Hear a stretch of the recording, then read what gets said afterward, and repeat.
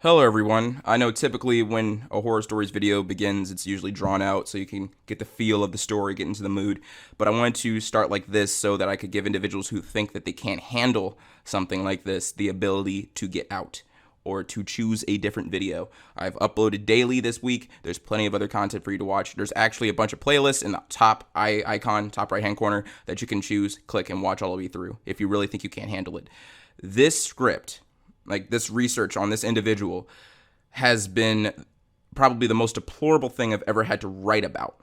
It was terrible. This man is the pinnacle of depravity to the highest degree, the things that he has done. And I wanted to feature him on the Horror Stories series because that's what the Horror Stories series is about. It's about real life, serious events, things that happened, things that occurred. It's not sugar-coated. It isn't fake. This happened. This man was born. He existed in human society. He did these things. Now, let me just reiterate one more time. If you think you can't handle this video, feel free to choose anything else. Find a different thing to watch. You can't even listen to it, straight up, because I'm being very descriptive throughout the entire video. I'm not holding back. The whole point is to showcase how horrible this man is. All right? So I just wanted to let you guys know that that's what's going on here. If you think you can't handle it, go ahead and find something else to watch. But to those who think they can handle it, I hope you enjoy, and happy Halloween.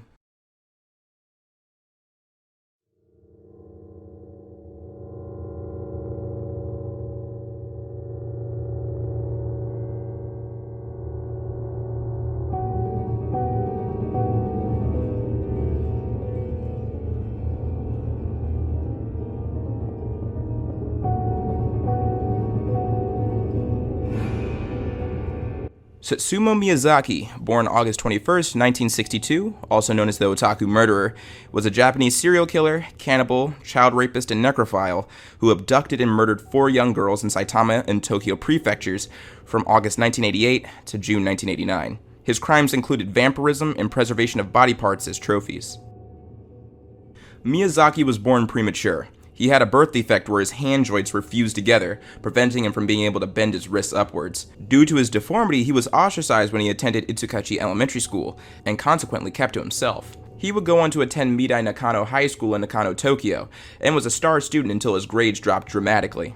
He was ranked 40 out of 56 in his class, and didn't receive the customary admission to Meiji University. Instead of studying English and becoming a teacher as he originally intended, he attended a local junior college and studied to become a photo technician. The Miyazaki family was quite influential in the Itsukachi district of Tokyo. Miyazaki's father owned a newspaper. Though he was expected to take over his father's job when he retired, Miyazaki expressed no interest in doing so. Convinced that they only cared about his financial and material success in life, Miyazaki shunned his family. The only person he didn't excommunicate was his grandfather, who Miyazaki felt was the only person that cared about his personal happiness. He felt his younger sisters despised him, but he had a closer relationship with his older sister. In May 1988, his grandfather died.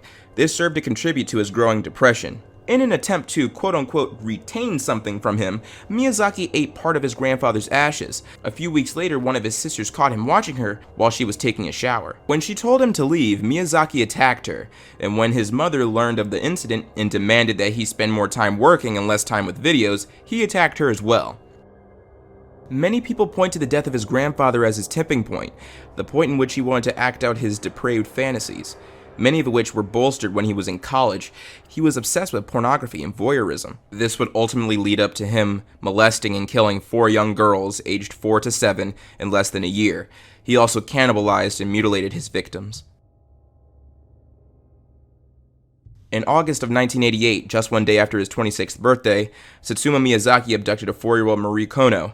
According to Miyazaki, he simply approached her outside, led her back to his car, then drove off. He drove her to a wooded area west of Tokyo and parked the car under a bridge, where it couldn't be seen by a passerby.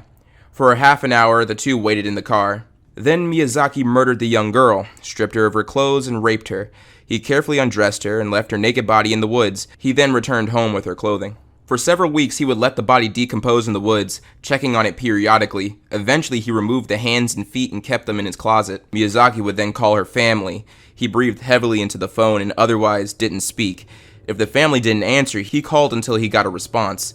In the weeks following the young girl's disappearance, he also sent the family an aforementioned box of evidence with an ominous note. In October of 1988, Miyazaki abducted a second little girl. His second victim was a 7-year-old Masami Yoshizawa, who Miyazaki spotted walking home along the road. He offered her a ride, and then, just as he had with Marie Kono, drove her into a secluded wood and killed her. Again, he would assault the corpse and leave the body in the woods while he took the victim's clothing with him. By his second murder, he had been named the Otaku Killer, and the public knew of the sudden abductions and thought that a would-be killer was in the making. He would also be dubbed the Saitama Killer. On December 12, 1988, 4-year-old Erika Namba was returning home from a friend's house when Miyazaki kidnapped her, forcing her into his car. He drove to a parking lot in Nagiri, Saitama, forced her to remove her clothes in the back seat, and began taking pictures of her. After killing her, he tied her hands and feet behind her back, covered her with a bedsheet, and placed the body in the car's trunk. He disposed of the girl's clothes in a wooded area and left the body in an adjoining parking lot. Miyazaki sent a postcard to her family, assembling the words cut out of magazines: Erika, cold, cough, throat, rest, death. Miyazaki's final murder was the most gruesome. On June 6, 1989, Miyazaki convinced a 5-year-old Ayaka Nomoto to allow him to take pictures of her. He then led her into his car and murdered her. He covered the corpse with a bedsheet and then placed her in the trunk of his car, taking the body to his apartment. He spent the next 2 days engaging in sexual acts with the corpse, taking pictures of it in various positions and filming it. When the body began to decompose, Miyazaki dismembered it, abandoning the torso in a cemetery and the head in the nearby hills. He kept the hands, from which he drank blood and ate part of them. Fearing that the police would find the corpse, he returned to the cemetery in the hills 2 weeks later and carried the remains back to his apartment, where he had hid them in his closet. The investigation into the murders and subsequent arrest of Miyazaki was quick. The police officers and investigators were able to identify Marie Kono's body from her remains and the letter Miyazaki wrote to her family. The letter contained a graphic description of Marie Kono's decaying corpse and a description of what he did to her body. Satsuma Miyazaki was finally apprehended as he was attempting his 5th kidnapping. In July of 1989, Miyazaki spotted 2 sisters playing in their yard. He managed to separate the youngest one from her sister and drag her to his car. The older sister ran to go get her father, who arrived to find Miyazaki taking photos of his daughter in the car. The father attacked Miyazaki and got his daughter out of the car, but was unable to subdue Miyazaki, who fled on foot. However, he circled back later to retrieve the car and was ambushed by police. After arresting him, they organized a search of his car and apartment, which turned up incredibly disturbing evidence. In Miyazaki's apartment, police found over 5,000 videotapes, anime, slasher films, and some homemade videos of himself abusing corpses. They also found photographs of his other victims and pieces of their clothing. And of course, they discovered the body of his 4th victim decomposing in his bedroom closet, her hands missing. Throughout his trial, Susumu Miyazaki remained incredibly calm. Reporters noted that he was almost indifferent to his arrest and entirely unbothered by the things he had done or the fate he was facing.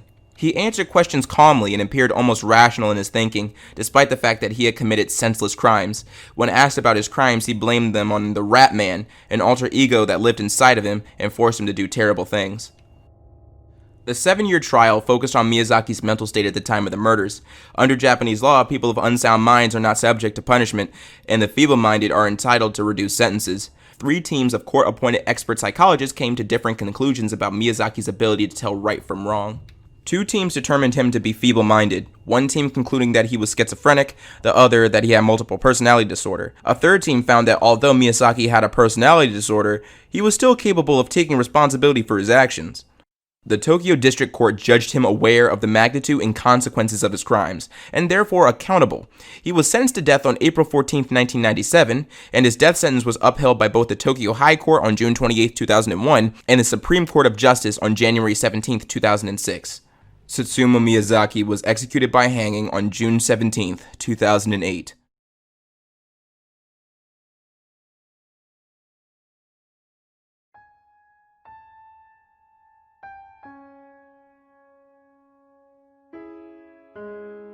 Hello everyone. I hope that to those who stayed and stuck around and watched this, found the story and this event to be interesting or eye-opening. This really does show the depravity of human society. When you take humanity out of a human, this is what you get. And this man is dead. Good riddance. He's gone. But the children that he hurt and the families that he destroyed, that pain still lingers. And that's just why I didn't necessarily want to do this story. It was so horrible. It was so terrible. Yeah, by far, this is the worst story I've ever done on the horror story series. And probably for a second, I'm not going to do any more horror stories because this one was difficult to do. It was a difficult read, certainly difficult to write. I usually try to find a positive takeaway from every story, or at least I try to make some sort of moralizing statement at the end. But this one it's a difficult one. I guess the best thing I could say is that if you have a younger sibling or even a child, I'd embrace them today. I'd tell them that you love them and that you appreciate them, because these families lost their children to this horrifying, terrible, deplorable psychopath. I think this should give you a newfound, I guess, appreciation for your younger siblings or for your children if you didn't already appreciate them already. Yeah, that's all I have to say. See you next week with more positive videos.